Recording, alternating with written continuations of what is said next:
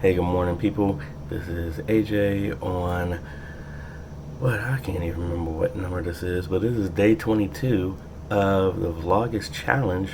So we're 8 days away from it all being over. Yay! Alright, so normally right now you would be seeing me going outside, but I pretty much told myself I'm not gonna go to the church today. Pretty much just gonna chill here at the house. I have still got some work to do. I think some new updates came out for our theme for our event website, so I'm gonna do that update for that, make sure everything is cool with that, and start laying out my plans for my announcements. I think a lot of the new announcements that we have, actually we have other people who want to be on them.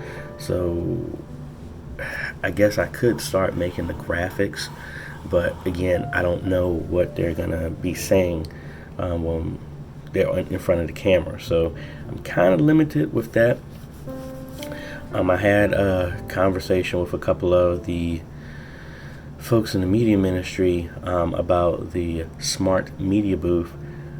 They liked the idea, but they wanted a secondary kind of non-technical solution as well as a backup, because they're wary of the how everything will work. And I understand that, but I think when you're forging forward in certain things, when you're cutting a new path, it's a new path. Yes, you take people's thoughts and concerns under consideration, but then at the same time, if no one has done this before, it's kind of hard to make some changes. But like, for example, instead of it just being originally it was going to be two switches or one button that you could just press at the bottom of the steps to turn everything on. Now, in researching that, as well as asking a electrician how that would work, so pretty much you have the electricity is going to be going, instead of going to the outlet, we have two outlets where everything is plugged into. Instead of the electricity going to those outlets, the hot, the black, white, and green, ground, neutral, and power would go to a switch in between, and then lines from those switches would go to the outlet. So that switch in between is an interrupt in between the power, and that's how that would work. Now, that sounds really simple. The only issue is the receptacles that need to be done like that are upstairs, but the switch needs to be downstairs. So first we would have to open up the wall, find the live power, splice that in, run those cables downstairs to a switch, then run new cables, Romex cable, from those switches back to those outlets, and that would give you that. Now, and I'm not talking about even including double switches, so that it'll be a switch upstairs in the media booth and one downstairs. But the concern is, if somebody flips that switch, just like it was yesterday, if somebody flips that switch, all of the smart devices would be off and there's no way to turn them on. That is, unless you introduce a couple of other, kind of like how I have upstairs, would have a smart light switch, and you'll still do all that wiring, but then it would go to the smart switch. So that switch, you can still remotely control and turn that on and off, which would ultimately turn on the power to the outlet upstairs. And it just starts to get a lot more complicated than it needs to be. So I'm still trying to think about how to resolve the concern, and I think it's more of a comfort level. So I'm just trying to figure that out throughout the day. Really, today is outside of that, I'm relaxing. I got the PlayStation. I'm gonna play for games a little bit. Woke up with just a mild headache. Probably gonna take my medicine here in a second and cut over some time, read, and a lot of the other stuff, I'm kind of in a standstill until I hear back from the other churches that have contacted me. I also had another church contact me that want me to just do video edits for them, short sermon highlights for their Instagram page. So I'm waiting to hear back from that, and I have about 5 churches lined up to do websites. So I have work in the pipeline. I just need to take some time to myself to recharge so that I don't burn myself out. And I don't know. We'll see what else we get into today.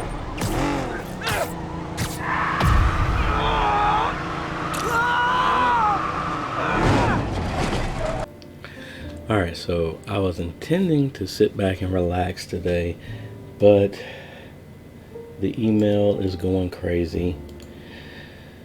People are sending all these requests without realizing what they're asking for. So I'm gonna have to get in here and do some more work than I really intended to do today. I was actually holding out to try and do this till tomorrow, but let's go ahead and try and knock out as much stuff as possible. So what I'm doing right now is I am going around and doing some maintenance on our websites.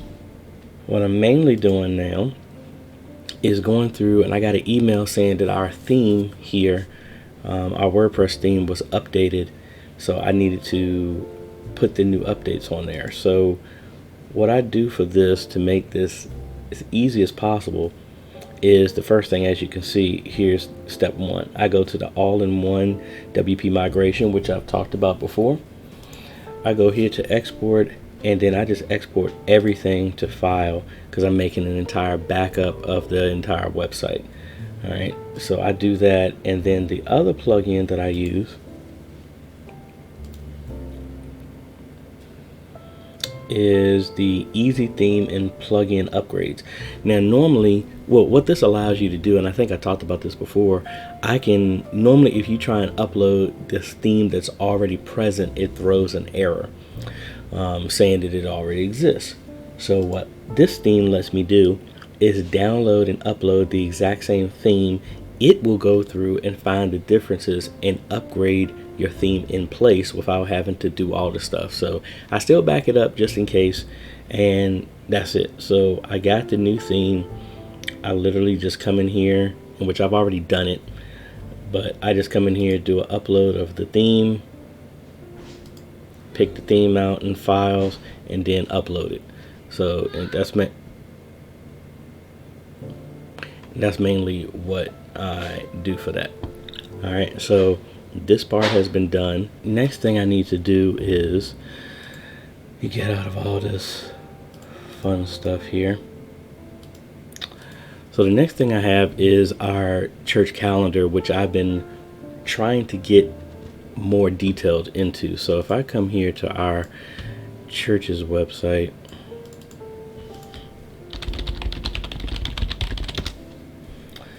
and there seems to be some confusion with how I have this. I have events, as you see here.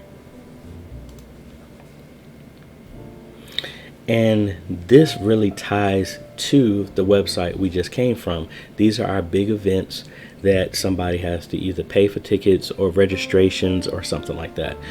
But we don't have any detailed calendar events. Now, originally I didn't want to do that because it was going to get taxing to add all this stuff over and over and over again.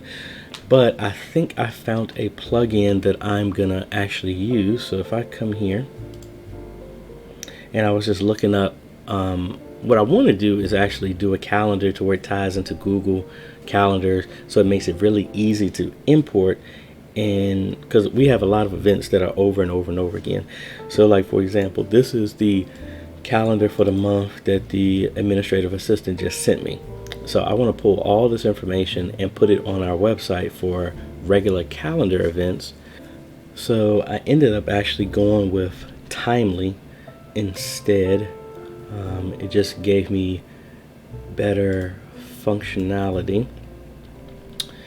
And again, I mean, I'm just thinking that this will probably be better. I'm looking mainly for something just easier. That's really all it is. It's not about being super duper fancy or anything like that. I just want something that I can easily get my information in here from a calendar event, and it's just not crazy and out of control. Ultimately, what I'd like to do is do all this stuff in Google Calendar, and it just syncs there. But what I'm seeing so far is working as well too. So I'm just going to continue with this, and I mainly just added the noonday Bible study, which recurs on every Tuesday, which is starting back up on the 3rd. So, and I think this is good. So I'm just going to go ahead and post that, or publish that. And then I'm going to click and see what this looks like, because it's not that event anymore. All right, so let's click on this and let's see what this looks like. All right, that's a humongous picture. But I mean, hey, it works. So if I go back to event, okay, but see, I want a calendar view, so I need to find out about that. All right, so I think I got this working the way I'd like it to be. So I'm gonna come in here and change this, but let me go back so you can actually see what the calendar looks like. So I am gonna get the short code to embed this on the page so I can make it look a little nicer than this, because again, this is just meant for people to come and see all of the events. It's the equivalent of this, so that's fine. Now I did try to embed this into, pull everything over from our Google Calendar, but for whatever reason the import is not working, so I will continue that later. The good thing is a lot of these events are repeating, so when I come in here to add an event here, now you see the Bible study has been added. But the idea is I keep having this stuff set up recurring, and I really shouldn't have to do anything except for doing exclusions. So like here, dance ministry is on Mondays and Thursdays, but it's Labor Day, so I just came in and I just had to exclude the event for that day, which makes it really easy since it's repeating over and over again. So honestly, outside of, if I look back on our main calendar, almost everything is there except for our little one-off events, which are the monthly ministry meetings or quarterly. Like I don't have the media ministry that's on the second Monday of every month. So if I come in here, let's make a new one. All right, so I didn't get as much done as I wanted to today. I did get the calendar that I'm working on pretty far along in setup. It's a lot of stuff here, but again, a lot of it is repetitive. I have not added in the Jamboree here. A lot of these one-off meetings I don't have, and that's mainly it. So if I cut over here to see what the calendar actually looks like,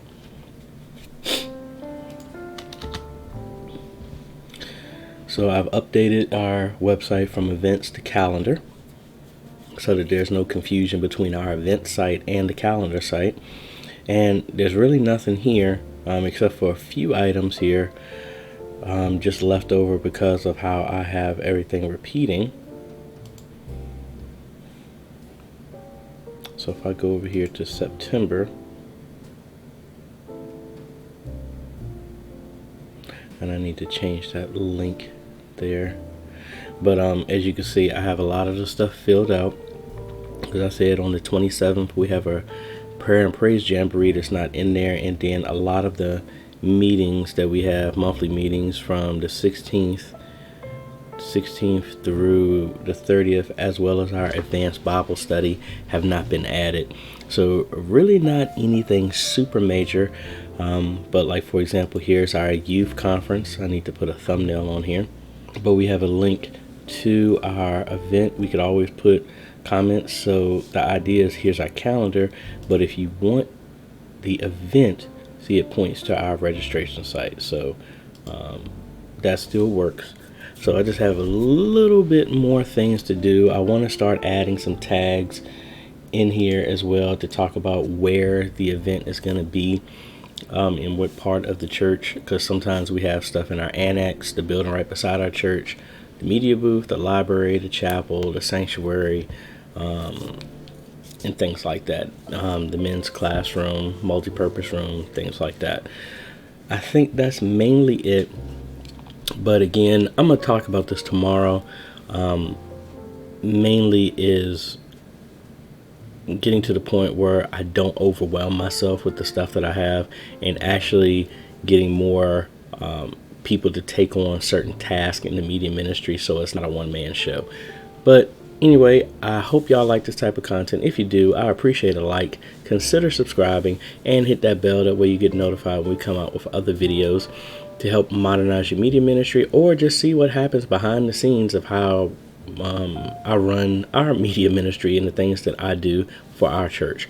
So anyway, this is AJ, and we will see you on tomorrow's video. Later.